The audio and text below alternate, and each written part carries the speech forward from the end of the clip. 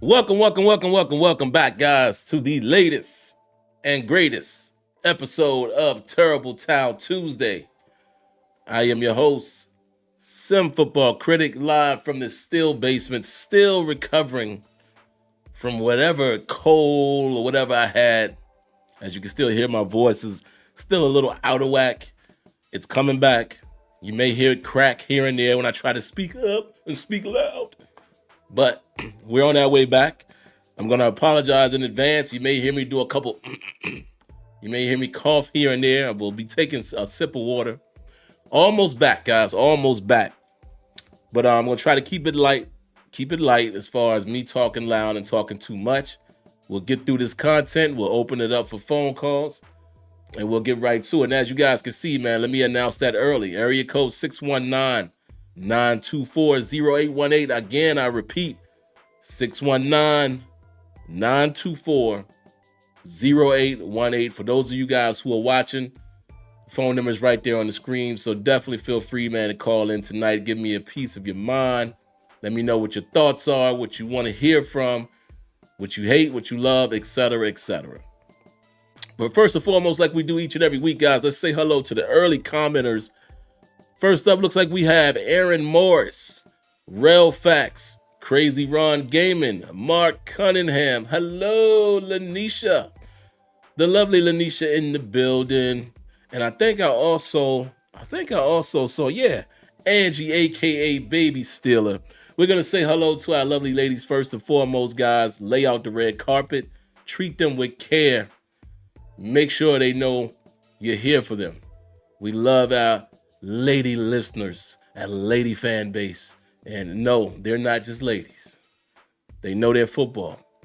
So we respect them over here. Who else we got? The master of music, Wide Diggy in the building. Who else is up in here? No 4112. Leonard Langley, Pop in the building. Joshua Shields, my good brother Kenyon in the building. The infamous Tim. Corey B. Stiller McBeeman, love that name. I still love that one. A couple of you guys got some fly names, man, for YouTube. Who else is up in this piece? Smokey the Bear. Lane Pollard. Okay. Brent Fox. And Dietrich Bundick, Gavin Carr, and I think we'll end it right there. Oh, no, hold on, my boy, Steeler Cards. What's up, Steeler Cards in the building? Tony Smith just popped up, so what's happening, Tony? So let's go ahead and get into it, guys. Let's get right into it so I don't talk too long and hold you guys up for you guys that want to call in. And, you know, this may be a relatively shorter show tonight because, again, guys, if I'm going to steal from Mike Tomlin, didn't really get a chance to rewatch the game. I mean, the game happened Sunday. Sometimes, well, actually, I'm lying. I did rewatch the game. What am I talking about? Because I made notes. I rewatched the game, but I haven't gotten to the all 22. So I definitely rewatched the condensed version of the game. You know, I love when they do that. Instead of watching the entire game with commercials and such, I watched the condensed version. It's only the plays. It's 43 minutes and you're out of there. So I did rewatch that. So my opinion is probably going to still be about the same as it was Sunday. So we'll hit a little bit on that. First, I'll start off by talking about a couple things that I took from Tomlin's presser. We'll do the big hat moment. And then after that, we'll open it up to the phone calls, man. Then we'll get out of here. Sound good? All right, let's do it. Like I said, guys, my voice is on its way back. It's not all the way back yet. So I need to take a deep breath and talk calmly and quietly. Allow it to continue to rest and not get too hyper. Let's see who we got, man. So the first thing, here we go. First call for the night. Hold on, guys. Let me get a sip of water. First thing we'll talk about, man, is Coach Tomlin. Coach Tomlin talked a little bit about the injuries and guys that we can expect. He talked about Alex Highsmith. He said, you know, on a short week, you could probably lean more towards Alex Highsmith being out, which I don't think that would be a surprise by anybody, but he did say, you know, he's progressing. So that's that. He talked about a guy like Cole Pruitt. He says his trajectory looks good. We'll see what happens by the end of the week. Well, by Thursday, they'll let participation be the guide. Key thing that he also talked about is Keanu Benton appears to be a non-issue. Some of you, here you go, guys. My voice, hold on. This might be a struggle tonight as well, so I'm gonna try to keep it light. Um, Keanu Benton says it appears to be a non-issue. Anybody else who may have had some bumps and bruises associated with the game appears to be a non-issue, so that's a good thing, because definitely I didn't want to see a guy like Keanu Benton go down. Speaking of Keanu Benton, man, I did not give him a big hat moment against Washington, but we have to acknowledge that play. I think I talked about it on the show, but the play he made against Jaden Daniels on that scramble, it's kind of an unsung, unmentioned play. Keanu Benton, man, may have saved the day right there in terms of what that drive could have continued to do. So definitely don't want to see a guy like Benton. I don't want to see any of these guys go down, because these guys are playing well. They're playing complementary football. Defensively, they're playing together. They're playing fast. I don't want to see anybody go down, man. It sucks to see Alex Highsmith go down after how he looked in the 2 games that he was back. So, I just hope these guys can continue to stay healthy, or healthy enough to give us enough rotation to keep guys fresh. So absolutely don't want to see anybody go down. Let's see. He talked a little bit about Corey Trice. He reminded us that the window's open for him to return. Well, I guess he's progressing well as well. But you may or may not see Corey Trice in this game. May or may not. Honestly, guys, I don't think it's a big deal if Corey Trice doesn't play. I mean, no disrespect to Corey Trice, but I think, again, we have enough people that's playing complementary football, enough pieces that I don't know if we're missing him. However, I would say this. I want to see him get the reps. Like, say, for example, when Joey Porter went down for a stint. I would like to see Corey Trice step in the fold. Or when Dante Jackson went down, I would like to see Trice be the first man off the bench. So I do want to see him out there. But luckily enough, we've been able to skate by. I have not really focused in on James Pierre's play defensively to say whether it's been good or bad. But let me not discard Corey Trice so fast. Let me definitely go back on my own word there and say, well, actually, it does matter to me if he's on the field. So hopefully that young man can get back. I'm thinking about the future. I'm thinking about a Corey Trice and, Joey Porter Jr. Kenyon has continued to say that in 2025, that will be your cornerback combination. So I definitely want that young man to get as many reps as possible. And there you have it. All right, let's continue to move, guys. What else we got? I want to ask you guys a question, man, while I get some water. First question of the night to you guys, the chat. How do you feel about Mike Tomlin's endorsement for Broderick Jones? In case you guys don't know what I'm talking about, if you listen to the post game after the Ravens victory, they were asking him about Broderick Jones, and Coach Tomlin emphatically basically said, listen, man, I'm sticking with the kid. He is going to be our right tackle, and it is what it is. Yesterday in the presser for Tomlin Tuesday, which was on Monday because of the short week, he said, look, this guy's young. He said he's the youngest guy in the group. He says he's even younger than Zach Frazier and Mason McCormick. So the message that I got from it is that Tomlin is saying, listen, this guy has because he said it Monday, he said he has a talented kid. He's going to go through his bumps and bruises. We're willing to allow him to do that. So I ask you all, how do you guys feel about that? I'll give you my opinion as well, but how do y'all feel about that?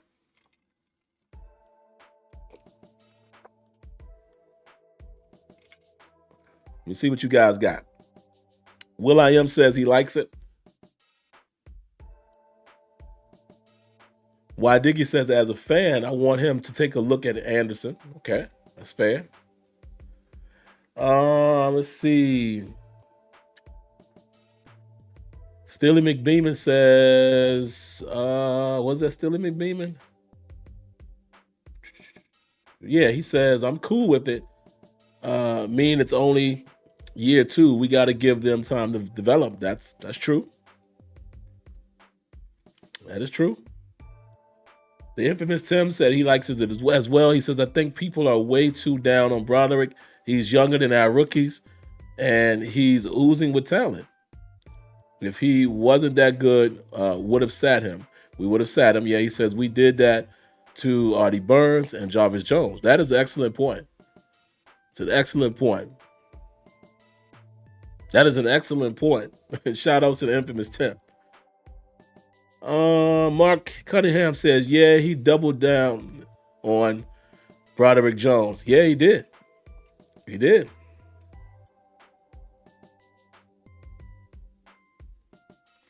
Nadrew says, hey, Sim, I kind of expect Tomlin to say that.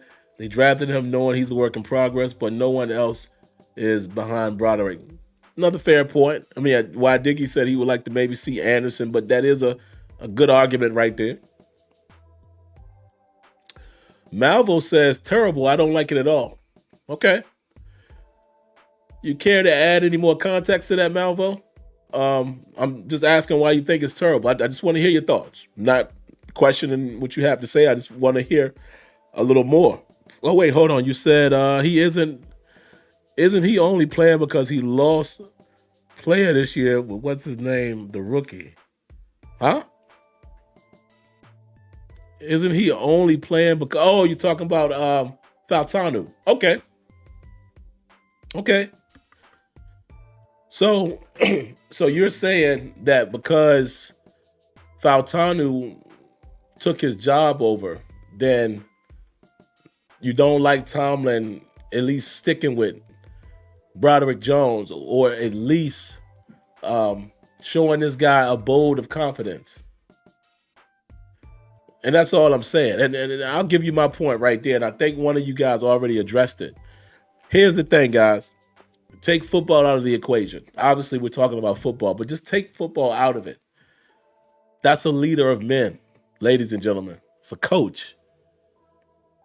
Because the thing is, Malvo, what do we expect Tomlin to say? Do we expect him to come out and say, no, this kid is trash, he got to play better?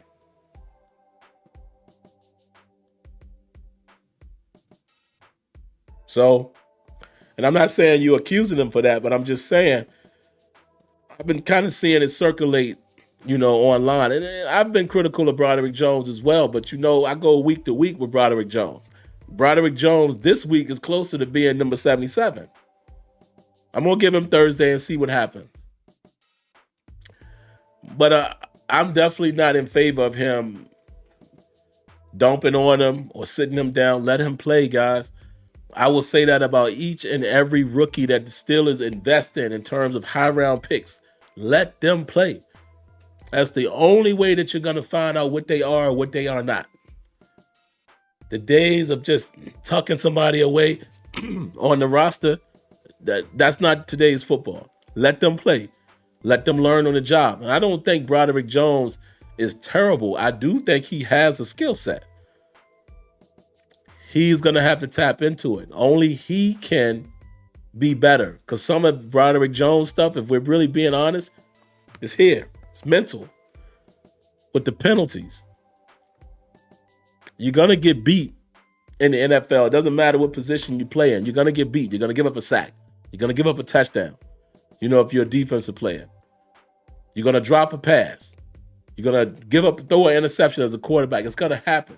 Nobody's expecting him to be perfect. But I need Broderick Jones to get better at the personal things, the technique, the penalties. If he can do that, I think Broderick Jones will develop to be something. And I absolutely would love to have both him and Faltanu as depth, even if we continued with Dan Moore. So that's just my opinion. That was part of the football explanation. But like I said, the first explanation would be, I don't know sometimes what some of the fans expect when questions are asked. Like, that's why I don't even listen for negativity. I don't. No real coach is going to do that. So it shocks me sometimes when people are shocked by answers from Mike Tomlin. Like, what do you want him to say? Moving on. Oh, hold on, guys. We got some Wonder Bread. Round of applause, guys. I'm going through it. I feel like my nose is running. But like I said, I'm recovering. I'm all trending up from whatever cold or whatever I had. But round of applause to the infamous Tim, man. I appreciate the Wonder Bread.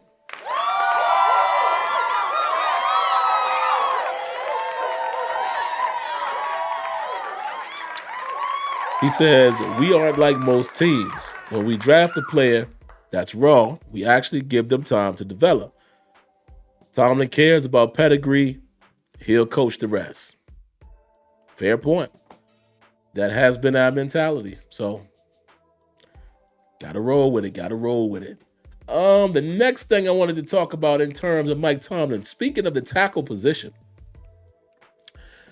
did you guys hear Mike Tomlin say that basically he said in layman's terms that Dan Moore wouldn't get too many opportunities to be in a one-on-one situation against Myles Garrett? Now that's interesting. That's a very cheeky way of saying it. I don't take from that they don't have confidence in Dan Moore, but what I do take from that is obviously you're going to give praise to Garrett's talent, but I do take from that he's known that in some of the recent games, Dan Moore has had opportunities and he's played well, I think early on in his career. But I think in the last couple meetings, Myles Garrett made it a little tough on Dan Moore. So I think that's Mike Tomlin acknowledging we can't do the same thing we've done before. We're going to have to give him some help. And he said that in public. But he did it very smooth by saying, that's not a slight to Dan Moore. It's more a credit to Myles Garrett. But I thought it was interesting that he told us that. So I'll be keeping an eye on that. Sounds like in very one-dimensional situations, as Tomlin said, it sounds like the plan might be to chip Myles Garrett. I have no problem with that. That sounds like game planning. So just wanted to throw those two things at you guys in case you didn't hear that from Mike Tomlin. But I wanted to ask you guys about his comments on Broderick Jones and, of course, just share with you what I did hear him say about Myles Garrett and Dan Moore. Now, other than that, guys, really quick, man, I just got a couple little small recaps, man, of the game that I wanted to talk about. Dan Moore gave up a sack to Owe. Broderick Jones also gave a sack to Owe. So the reason why I pointed that out is Broderick Jones, again, gave up a sack and 2 holding penalties.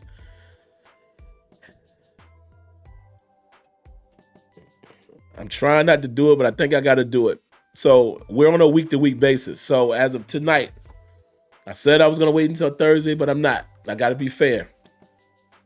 He is number 77 after last week, after the Ravens performance. Cannot have 2 holding calls and give up a sack. Again, had he just given up a sack, I'm cool. It happens. Unlike some, I don't throw people away because they lose a matchup. But the 2 holding penalties, adding on to that sack, has gotten you back into the number 77 category. The reason why I'm not going to just call him 77, because when you only are just referred to as the 2 numbers, that's when you fell all the way off. If I call you by your name, you're doing a good job. If I give you a nickname, you're beasting. If I call you number such and such, like number 77, that means you're right there where you can go back up to here. You're sitting here, but you can go back to there. So you can get your name back rather quickly on a week-to-week basis. I hope this guy doesn't force me to call him 77 after Thursday. He'd rather stay in the number 77 realm, or he would rather get his name back. We shall see. But the reason why I pointed out Owe, man, is obviously they moved him around. Both tackles gave up a sack, so that might be something to look out for against Myles Garrett. I still say we should have called the timeout, guys. Remember, I talked about this in the knee-jerk reaction show. You guys know my biggest pet peeves, and you guys share the pet peeves with the Mike Tomlin era. As much as I think Mike Tomlin is a great coach, as much as I like Mike Tomlin, even love Mike Tomlin, I'll go as far as saying that. Love what he's been for the Steelers. I love what he represents. I love how he coaches in terms of the full spectrum, from the football aspect, the leader of men aspect. Hey, I do. I don't care what anybody says about that. That's my opinion. But as much as I can be in favor, the two things that have always been a problem is challenges and timeouts. And again, I said this in the post game, but again, I do not understand why the Steelers did not call a timeout with a minute and 50 seconds left, a minute 56 left on the clock before halftime. The Baltimore Ravens were on the 1 yard line. Might have even been on the half-yard line. They are going to score. Call a timeout. Force them to run a play that probably gets them into the end zone. Then you more than likely are going to get the ball back with about a minute and 50 seconds left. Instead, the Ravens ended up scoring with a minute and 16 seconds. Now, did it come back to bite us? Maybe not, because offense didn't do anything with it anyway, but still, it's the principle. It's the principle. Got to call a timeout in that situation, in my opinion, when you got three of them. I wrote again, you cannot go 3 and out right before the half. And I just talked about it, right? You just can't do that, bro. Ravens scored a touchdown. You cannot go 3 and out right after that. At least go down there and, get yourself in position to kick a field goal, even if you miss it. I just don't want to see a 3 and out after that situation. Also, what else do I have notated here?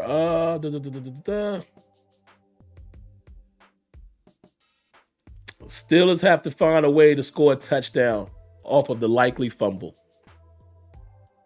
We just have to. Hold on, guys. Round of applause to God7. Appreciate the Wonder Bread. Thank you so much.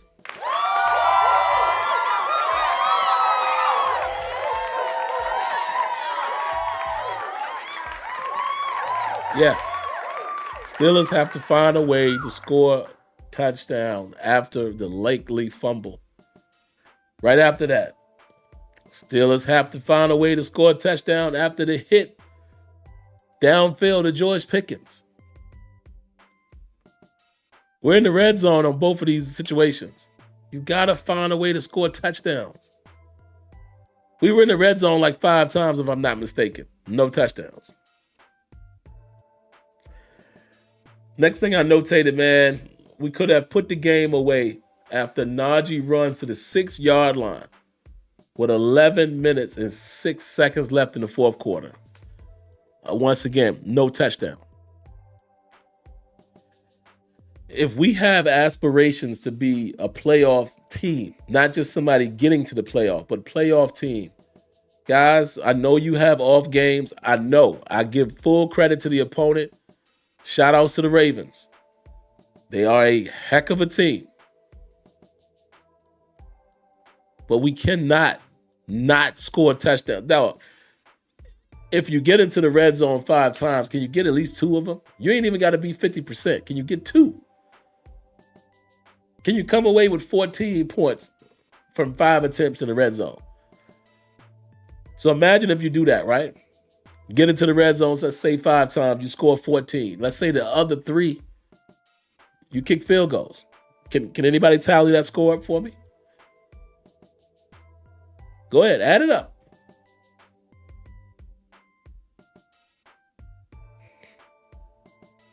Last time I checked, 23 points.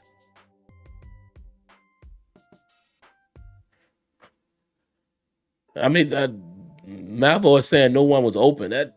Who cares? I don't care about that. I'm talking about period. You have to find a way to score. Just that simple. Don't give me what happened. I'm talking about what didn't happen. You get in the red zone 5 times, dog. All you have to do is score 2 out of 5. That's 14. Kick field goals after that. That's 23 points. That's that magic number that I've been saying all season with this defense. I've been saying that this Steelers offense, if they can score between 21 to 24 points a game, the Steelers will win a lot of these games. What we just did against the Ravens is an admiration. The last time we did it, and the funniest thing is, it was the exact same score. It was up in Kansas City, which ironically was the last playoff game we won. 18-16. Come on, man. They got to be better. They have to be better. Not making no excuse for that. They have to be better. Steelers offense had 4 trips in the red zone and came away with 3 field goals and an interception. That was something I notated when I rewatched the game. So imagine that. So forget the 5 that I'm talking about. Let's just break it down even smaller. Steelers at one point, they have had 4 trips into the red zone. At a certain point of that game, it had been 4 trips, and they walked away with 3 field goals and an interception. Come on, man. But all in all, they had a great game for the most part, and I say great because you found a way to win it against a great team. You held Lamar Jackson in check. I don't know how the Steelers keep doing that. I really don't. But the funny thing is, I wonder who y'all give that credit to. Because like I said, and I have no shame in saying this, I don't care who you like or dislike on the team, but I'm going to pick fun at people who just dislike players or coaches for no reason. And they can't give you any meat on the bone, right? Everybody blames Mike Tomlin for when things don't go the way you want it, but who do we give credit to for how the Steelers have held Lamar Jackson in check? I wonder if you people are always the ones that always have a problem with the coach. Do y'all give him credit for that? Or is it just some type of luck? I just wonder. I respect every opinion. Sometimes I require more from your opinion. I want to hear the substance behind it. And I expect y'all to do that to me too. Don't just let me say something openly without giving you, some substance. I expect y'all to challenge me in that way. That's what you call banter. Good conversation.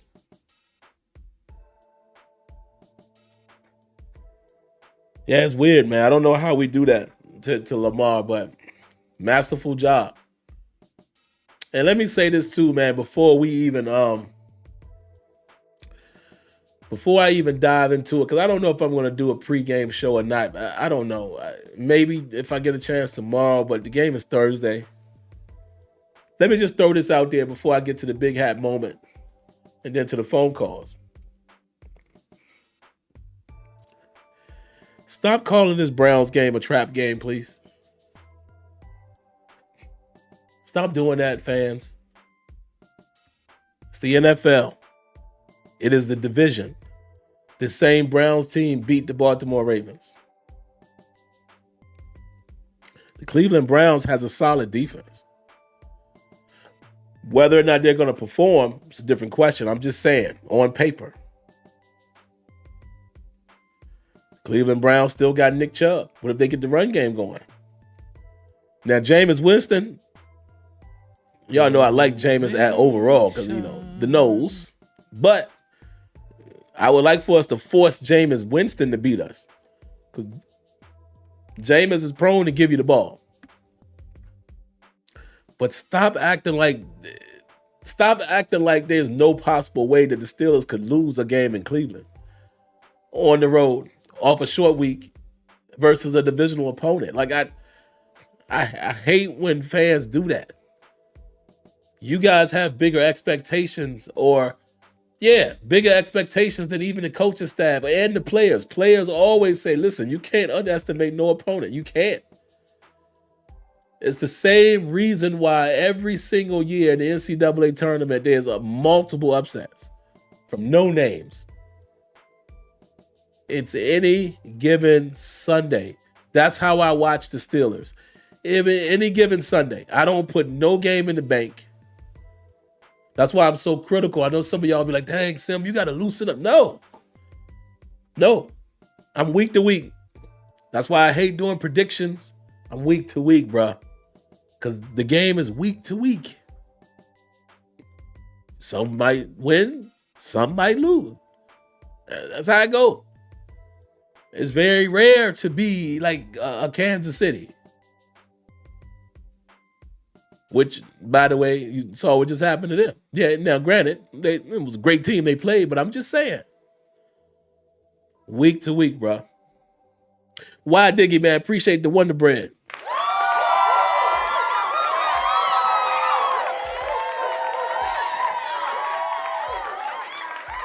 He says 36 minutes of time of possession, so they sustained drives, so to speak. Fun stat, yeah. Fields led 11 red zone trips and scored 8 touchdowns. Russ has led 11 trips and scored 4 touchdowns. Interesting. Y'all see the interesting dynamic right there that Y Diggy just pointed out? Now, I think all of us would agree that we would prefer to see Russell Wilson because of largely how the offense has performed under him and taking the shots downfield and such.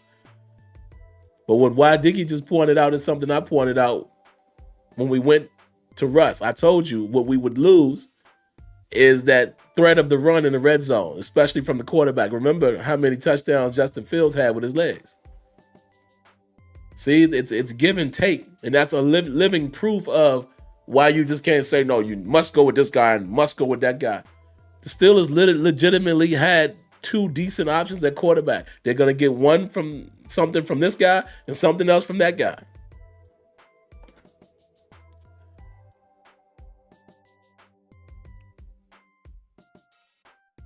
Okay, Relfax says he thinks it's called a trap game simply because one team and the Browns aren't contending and the other, the Steelers, clearly are. Maybe. I could roll with that, but I pretty much feel like a lot of the fans that are calling it that's not their scenario. They just expect to win every game. But anyway, guys, let's do this quickly so we can get to the phone calls and I can rest my voice. But y'all know what time it is, guys. It's a time where I like to shine a light on the guys who contributed the most. It's not always every player. It's just the guys that I pulled out, and some of you guys can, if I miss somebody, you put it in the chat and I will acknowledge it. But in case you're new to the show, this is the moment in the segment in which I like to call the Big Head Moment. It's the Big Head Moment. The bobblehead moment. Let's see, who do we have first?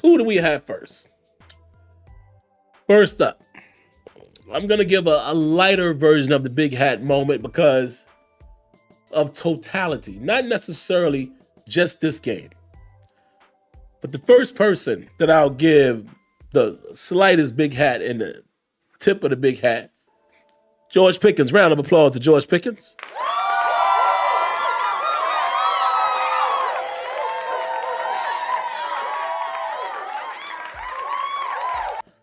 The reason why I would like to give George Pickens a tip of the big hat, because now we're starting to see consistently on a week in and week out basis, he's doing stuff. He's showing us what he can do when the ball comes his way.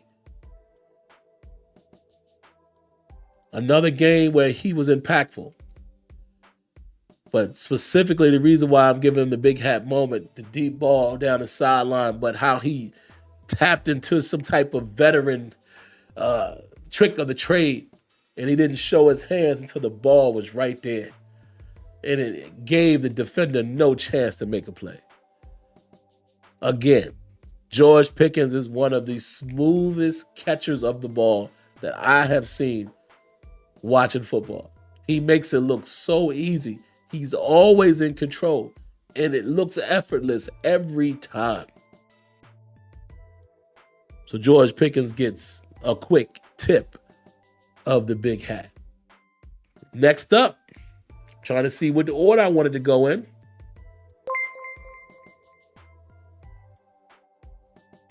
Next up, I'll give another slight big hat moment to, let me see. Do I want to say him? Yeah, I'll go ahead and say him now. So next up, the next person who will be the recipient of the big hat moment, that's TJ Watt. I'm going to make this very quick. Did y'all see that hit that TJ Watt put on Derrick Henry? Ooh. If you like me, did you feel the energy of him saying enough is enough? He gets a quick tip of the big hat just for that. Oof. And the reason why I'm doing that is this is the stuff that TJ consistently does. But ooh, I love seeing that. Almost reminded me of the Robert Spillane hit. Even though I would say the Robert Spillane hit was more, because he met him right there in the hole, stood him up, hurt himself, went out on his shield. But I got to give it TJ a tip of the big hat for that hit. I saw you. Next on the list. Man, I could go all night with these. We're going to do these in order. Next on the list, the next recipient of the big hat moment, Nick Herbig. Let me tell y'all something, man. Nick Herbig is not getting this award or this recognition just because of what he did in that game. This boy does this all the time.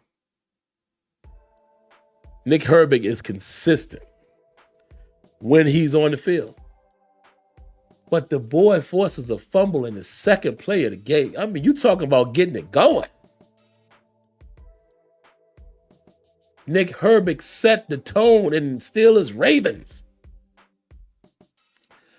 Tomlin had been preaching to them all week, showing them old videos of Isaac Redman, saying, yes, you could be a significant contributor. Second play of the game, he set the tone, which is the reason why Nick Herbig, tip of the big hat, my brother. Let's keep it moving. Next up, the next recipient of the big hat moment. I believe they call him Patrick Queen.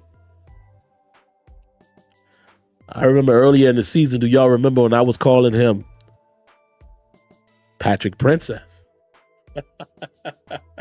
Y'all remember that?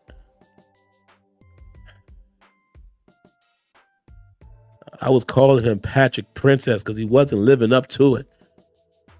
But I said, hold on, because a princess can grow to be a beautiful queen. I said, hold on, let's not throw him out. Give him a chance. And my God, Patrick Queen is starting to play like Patrick King. What a play. Not only was you all around the field, not only did I see your emotion and how you played and that you wanted this game, you and Deshaun Elliott, not only did I see it, you made it felt. What a big fumble. Rip of the ball from Isaiah Likely where the Ravens looked like they might have been getting ready to get something else started. What a tremendous play. Not only did you rake it, you recovered it too. Cam Hayward tried to catch it. I love big guys trying to be agile, man. And I'm not taking a shot at my guy Cam. Y'all know that. That's my guy, one of my favorites. But I love seeing it. Cam, y'all saw it? Cam trying to catch the hot potato. It was like, did y'all see it? Look, I can't even laugh loud because my voice still recovering. Yo, that was the funniest. See, I don't know if y'all see all the funnies like me. I love my guy Cam, but Cam was like, where the ball go? When Patrick Queen got that thing off the ground, man. But my guys playing out there. My boys playing. Patrick Queen, man, you have arrived, sir. And I give you one of these. Firm handshake. It's the reason why I tip the big hat to Patrick Queen. Outstanding. We got 2 more. Let's move fast. The next recipient of the Big Head Moment. First name Payton. Last name Wilson. First name Payton. Last name Wilson. Payton Wilson. You know what, Payton Wilson? After that, I don't think I'm going to call you Payton Willis again. I think I owe you the respect of calling your name correctly. I owe you the respect to call your name correct. First name Payton. Last name Wilson. Even say it funny with my cracked up voice. Bruh. I don't have much to say. Incredible. Incredible. And I love hearing about when Tomlin was talking about how they repped it, blah, blah, blah, blah. The boy ran through trash because they tried to rub him. Tried to rub him off. Pause. They tried to rub him. And he ran around that and kept running with that 4.3 speed that he possesses. And he never gave up on the play. He dived out, ripped that ball, and took the ball away. And I echo the sentiments of Patrick Queen. That's a Hall of Fame play right there. That's an all-pro play right there. You don't see that from rookies. That's what Patrick Queen said. Yeah. Heck of a play. Outstanding play. Wow.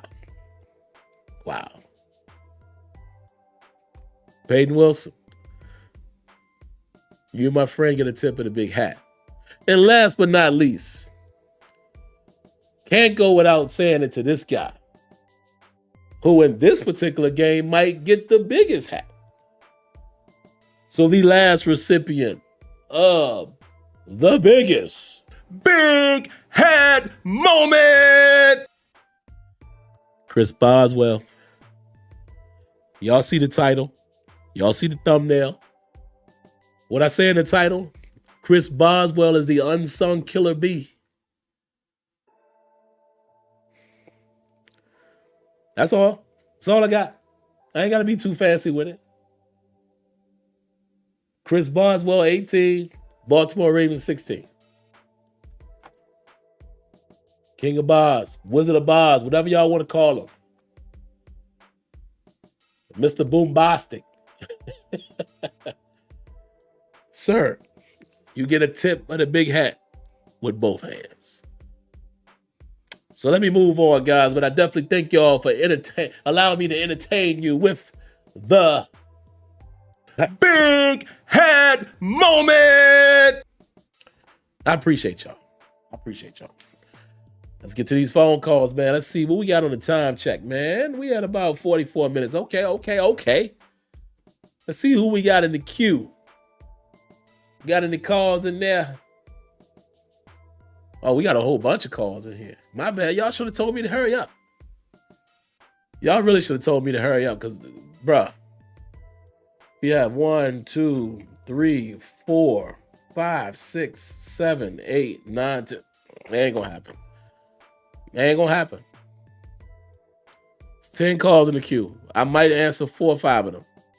My bad. But y'all gotta tell, you know what? I'm gonna tell y'all gotta start telling me, hey, yo, Sim, we ready to call in. Make me cut it short. I'm gonna go ahead and grab these calls, guys. But listen, like I always say, if you must get your call answered, the choice is yours. You could drop a small donation with your area code. I will pull you to the top of the list. Other than that, I'm going to go in the order in which they came. And like I said, 4 or 5 of them, at best. Let's keep it quick, keep it snappy. Let me turn my speakers up. Let's hear what y'all got to say. First one in the queue, area code 302. What you got for us? Hey, Sim, I'm going to keep this brief. I just think that the media en masse and fans need to stop moving the goalposts when it comes to this team. At first when we were 4-2, the knock on us was, what can we do if this defense can't hold the more prolific offenses to under 20 points? Can this offense keep up with them? We played the Jets, and they said this was going to be our first real test. We pounced on the Jets and beat them. Then they said the Jets were a bad team. Then we had to come and face this prolific offense with Jaden Daniels, Rookie of the Year, top 5 offense. And, our offense kept pace with that offense, and then we beat them. We walked in their trap, took over their trap. Then we faced the number 1 offense in the league, and we forced them to play our brand of football. And we beat them, and suddenly the knock is, oh, well, you guys won ugly, so it doesn't really count. First, the knock was our defense can't hold the best offenses to under 20 points. We do that. And then the knock was our offense can't put up more than 20 points, and we've been doing that consistently. Granted, we don't do it every game, but no team in the league can do that every game where their defense, stifles an offense and their offense puts up over 40 points. It doesn't happen every game. I think people need to start talking about the Steelers as being legitimate contenders. Not the best team in the league, but, in the AFC, I don't think there's really a team out there that can, trounce us and beat us 10 times out of 10 times. I think we're a really, really good team. Also, I think it's kind of funny that Corey Trice and Dante Jackson have more receptions than Roman Wilson. Have a good night. I like that last point. Yeah, man, I hope Roman Wilson, man, can please. I hope he's more Corey Trice than Sinquez Golson, and some of you guys will understand the reference. But you know what, 302, I'm going to spend 30 seconds here to respond to what you said, and I have to fully agree with you. We've all been guilty of it. Y'all know I'm going to always shoot it from the heart, from the head, how I feel. But he makes a great point. Even with me being cautiously optimistic at times with this team, I'm going to go on record and say I don't think any of us can say what they can't do. I think it would be wrong to say what we can't do. Because they done did it, right? Faced off against a great offense, faced off against a great defense. They did it. They've overcome some of these obstacles. There's no team in the AFC that scares me. Buffalo, I ain't scared, but I'm looking at them like, oh, you see a homie over there? See, he got them boots on, right? That boy got Timbs on. We all out here balling on the court. He out here with a hoodie and Timbs on. My real one's going to understand that reference. That's how I'm looking at Buffalo like, I ain't worried about homie. Because if he want to scrap, we can scrap. But I'm watching him because I'm like, he looked like he came up here knowing what he wanted to do. Some of y'all will catch that reference. But that's how I'm looking at Buffalo. Buffalo is the dude that came to the court with a hoodie and Timbs on, and he just like this. What he doing? Keep your eye on him. But other than that, I'm not scared. You're right. Kenyon is absolutely right. Chargers are a sleeper team, and Steeler Nation, don't go fooling yourselves and say, oh, we already beat them. Stop. Any given Sunday, brother. So, my man is right, though. I will go on record and say I'm not going to say what this team can't do. I'm just going to continue to watch and root and see what they can do and how far they will go. Next up, we have area code 937. What you got for us? Yes, Sam. Can you hear me, my brother? Yes, sir. What's up, dog? You know who it is. Man, you know how I am, man. Hey, yo. What's up with Steelers Nation? This is my personal Steelers Nation. Our family. Our family, brother. And I got a statement first. Are you not entertained? Are you not entertained? Since this Gladiator 2 then came out, I had to put that in there. But I had to put that in there, bro. You feel me? But are you not entertained? Look, this is what I feel. Look, psychologically. Look, check this out, Sam. I'm coming psychological with it today, my brother. So, look.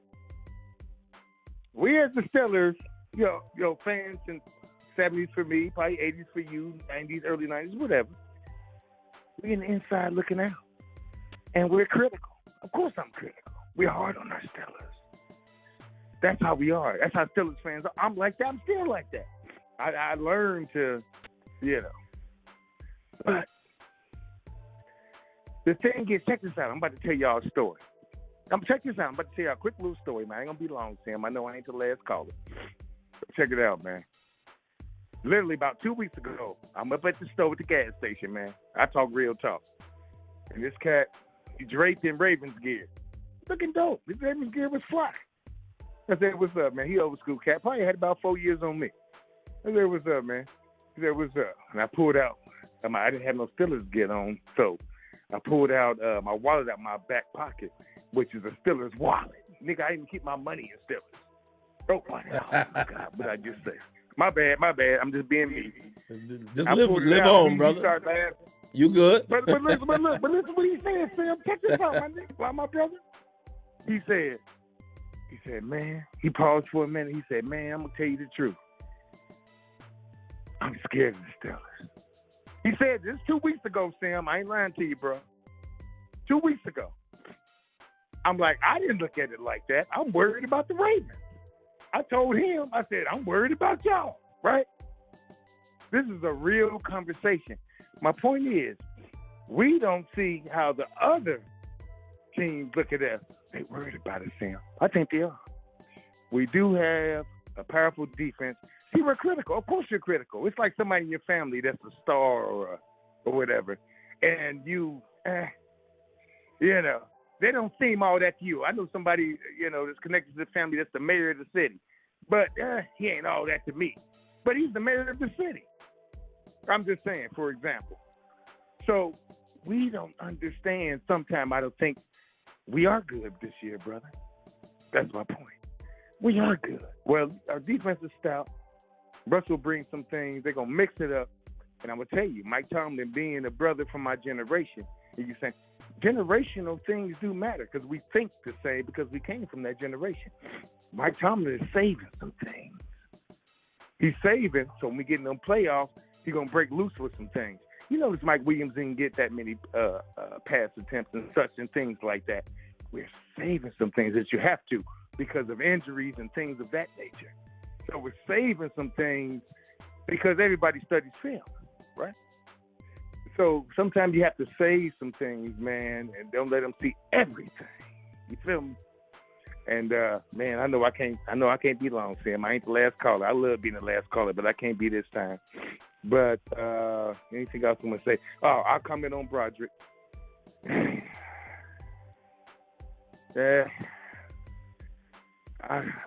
merciful.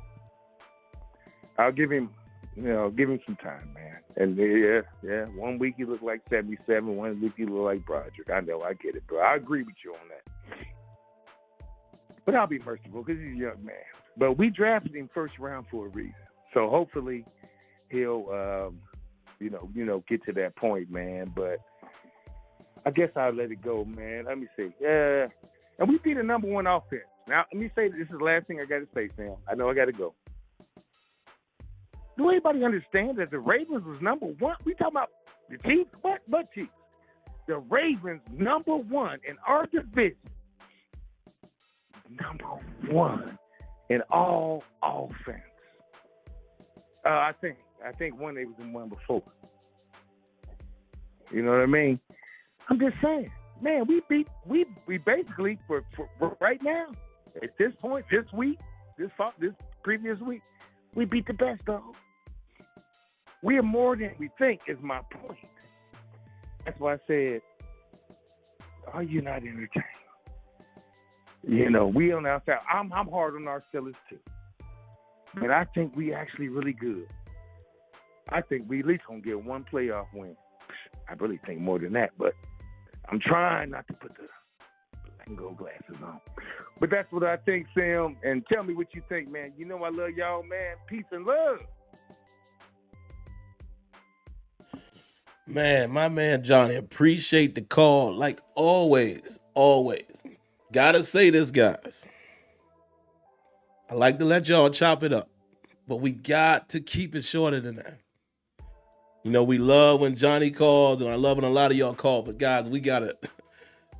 I didn't want to cut him off. I didn't want to cut you off, Johnny, but guys, it needs to be quick hits, especially if we're continuing to get phone calls like this. It's still like 9 of them in the queue. I'm only going to be able to get 2 or 3 more of them.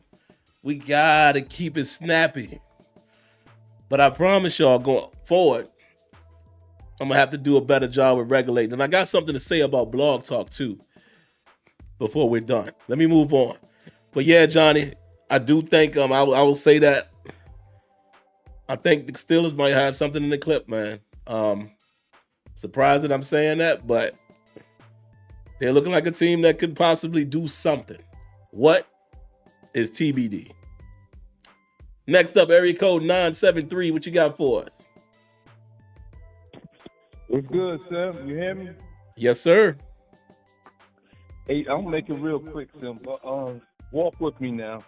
I think the Steelers, the red zone efficiency, I think they're gonna have to go with put like Justin Fields in there more down because he's more of a runner than a passer. Like Russell, we all know Russell Wilson can pass the ball better than Justin, but Justin Fields do run the ball down in the goal line, right?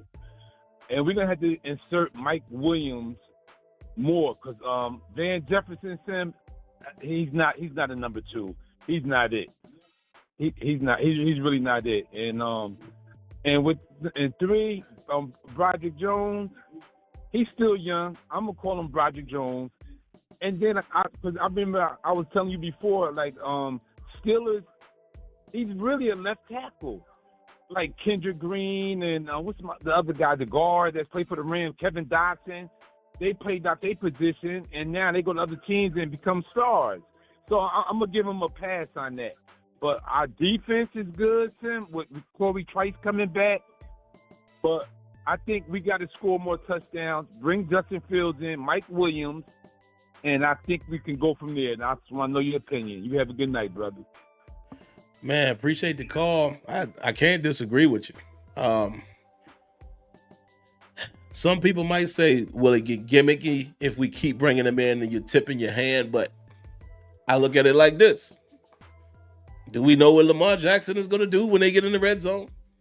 The threat is there regardless if they know we bringing him in because Justin can still pass. We can still play action. He can still do a QB draw. We can do read option. We can do zone read. It's so many things on the table. So I definitely think we should utilize it more. Even if they don't do it every time. Do it here and there. Outside of that, if you're going to keep Russell Wilson out there, I agree with you. I think they need to put a guy like Mike Williams, insert him more into the lineup, man. Not just Van Jefferson, but even like a Calvin Austin. You're limited a little bit down, closer to the red zone because it's easier to take him away, right? Not as much space. He doesn't give you the jump ball effect, but at least if you got Pickens out there, you got Mike Williams out there, if you're in 11 personnel, maybe you can still use Calvin to run like a little crosser or something like that, but you get Muth out there. Maybe you go 12 personnel and you get George out there. You get Mike Williams, Muth, and Darnell Washington. So if the play break down, you can throw it up. Kind of like what Russell Wilson did. I still didn't like him doing that. And Darnell Washington didn't even try to go for it. But what I'm saying is you at least have those outs with guys like that are jump ball type of guys in case it gets tight and condensed. So I agree with you. I'd rather see some Mike Williams out there for those scenarios. Fully agree. Next up, we got area code 318. What you got for us? Oh, excuse me, my bad, I was eating. But well, first of all, how you doing? You got to show love to both teams. It's a rivalry game. It's gonna look ugly. you just hit on one point about matchups. I feel like on red zone, I feel like we should have why aren't we using Washington? Like, why isn't he isolated one-on-one more? That's how I feel. Is we gotta minimize these mistakes and stop shooting ourselves in the foot. It's like the score could have been way, like you said, way bigger than what it should have been. At least 30 points, I feel like, with the turnovers and all that. And one more thing, man. I got one problem, man, with the Ace of Podcast, the Raw Room, man. They do not show us love, bro. It went from do you think the Steelers with Russell Wilson is better than Joe Burrow and the Bengals? That comment aging like milk. Then it went to you don't have a chance of beating the Jets. And when we beat them, like I said, it's always moving the goalpost with us, bro. But y'all have a good night, man. Man, thank you for the call, man. And I do think I have to agree with you and the other caller, a few calls before. The goalpost definitely gets moved a lot with Pittsburgh, man. I mean, I'm not saying that just because I'm a Steelers fan, but it is funny to see that happen, whether it's a podcast or the local media, big time media. It is hilarious. It is hilarious, man. And sometimes I don't even listen to a lot of the talking heads because the way some of them talk about teams is always them type of questions. And I'm like, dog, I can't tell if some of y'all are just trying to sell ratings or are you legit. Like, I like listening to the ex-players more so and ex-coaches more so than just, talking heads. But you're absolutely right. Guys, I'm only going to be able to take one more call. It's a shame, too, man, because I'm seeing area code 717, which is where I currently reside, and I'm seeing 804, which is, y'all know, my hometown, Richmond, Virginia, but I'm not going to be able to get to y'all, man. Let me see. It is 8 calls in the queue right now, and y'all know, man, Tuesday nights is tough because I have to commute to DC tomorrow, man. I really got to get done in the next 4 minutes and wrap this thing up. But let me ask y'all this really quick. I need y'all to help me out. Help me get you guys on the show more. Would y'all prefer that I give more meat and potatoes in the knee-jerk reaction show and keep Terrible Towel very light as far as my commentary, and it really just becomes more of a call show? Y'all give me the feedback on that. I know I've mentioned that before, and even when I try to do that, but I could literally just not give really any comments. I could literally come back and just say, all right, let's talk about what Tomlin talked about. We already talked about the game, and boom, what y'all got? And kind of let y'all questions maybe be some of the rehashing of the game. Y'all tell me what y'all think about that as we field the next call. Last call of the night, man. Area code 757. What you got for us? Hey, Sam. Thanks for taking my call. I just got a quick question. What do you think about Arthur Smith's offense? Like, I'm not entirely sold all the way on it. I just want to know what you think. That's all I got. Thanks. Oh, man, thank you for calling. Please let me know in the chat, if you would be so kind. Let me know who you are. Sounds like another one of our lovely lady listeners. I always want to give you all your flowers. Calling from the 757, 2 up, 2 down. Y'all know what it is. Here's my thoughts. I've actually been more satisfied with the overarching approach of Arthur Smith than I thought I would be coming into the season. Reason why I say that.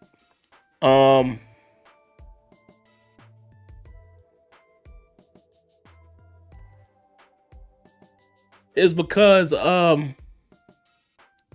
wait, Kenya said that was Lanisha? Is it? Oh no, okay. He said Lanisha. You said Lanisha, shaking my head. I thought when I looked really quick, I thought you said Lanisha. It is Sim. My bad. Arthur Smith, right? I've been saying this throughout the season. I've been able to look at plays and what the idea is as opposed to the outcome, right? So if I can look at a play and I can understand the approach, I can understand the what you were going for and whether it works or not. That's how I judge offensive coordinators. I don't always judge it off of pure success. Obviously, we're going to judge on success, but I don't just look at whether the play worked or failed. I look at the totality of it. I like Arthur Smith. The only thing I disagree with Arthur Smith, y'all have heard me say this a few times. I don't like how he will still go jumbo and empty and single back and just run right into the teeth of the defense. Anytime we line up like that, we run it right up the middle. We not even like, dog. That formation, particularly when it's single back and we in jumbo or 13 personnel or whatever it is, fam, you got to stop doing that. I like a lot of the other run plays, and I like to see us when we get on the outside some or when we pull and trap, run a little power here and there, run out of shotgun. I like that. I just don't like when he lines up in 13 personnel and he does exactly what the world know he's doing. It's the only thing I don't like about the approach. But other than that, I don't have a big problem with Arthur Smith's offense. I don't.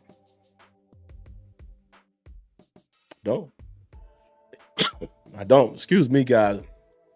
Sorry. Hopefully next time y'all hear me talk, man, I'm much better verbally. But I'm going to go ahead and wrap it up right there, guys. I got to get myself prepared for my commute tomorrow. I'm undecided on whether or not I would do a pregame. I don't know, guys, because, there's a lot going on tomorrow evening as well. The game is Thursday, so more than likely I'll just see you guys for the knee-jerk reaction show to Thursday night's game. One thing I did want to say about Blog Talk Radio. Got an email from them. Blog Talk Radio is going away in January. I'm a little saddened by that because the way it's presented is what I want for the show. I want a phone queue like this, where there's a phone number that you call in. There's no login information that you need. I have the ability to mute and bring you on and so forth. And I got to find another service. A lot of you guys have said, use Zoom and use Google Meets. And some of y'all have said, use Discord, but none of them work like this. So if any of you guys know another software or program where it's like a switchboard, that's what I'm looking for. There's a phone number, you call, you're in queue, I can bring you in and out as I please. My man. That's my man, 100 grand right there, y'all. Diego Santiago. Almost don't count, boy. Even though I'm dealing with a little cold here, I can still say, boy. That's my man right there, man. We got to get up, dog. We got to get up. It's been too long. It's been too long, man. Too long. By the way, your nephew playing AAU right now. He on two teams. He on the school team, and he's on the AAU. They had their first tournament this past weekend. They won the tournament. They got another tournament this weekend.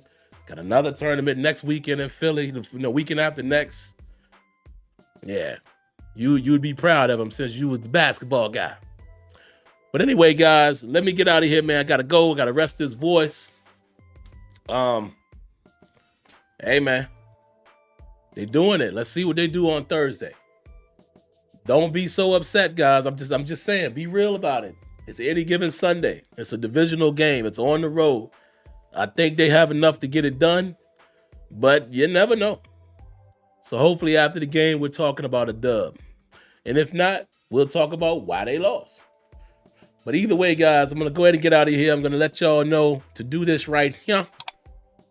Make sure you subscribe, hit that like button, turn on your notifications. Y'all know the routine. But before we go, I'm always going to ask you guys to do a couple things.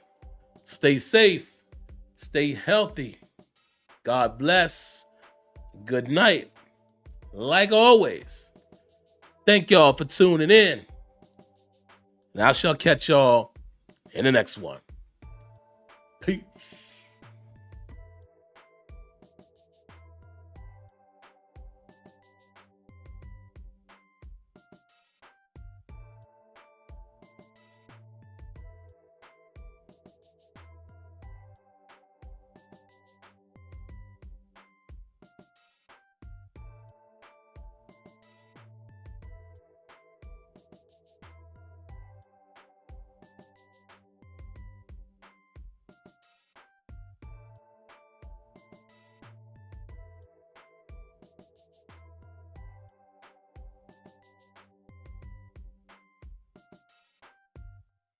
Thank you for using Blog Talk Radio. Goodbye.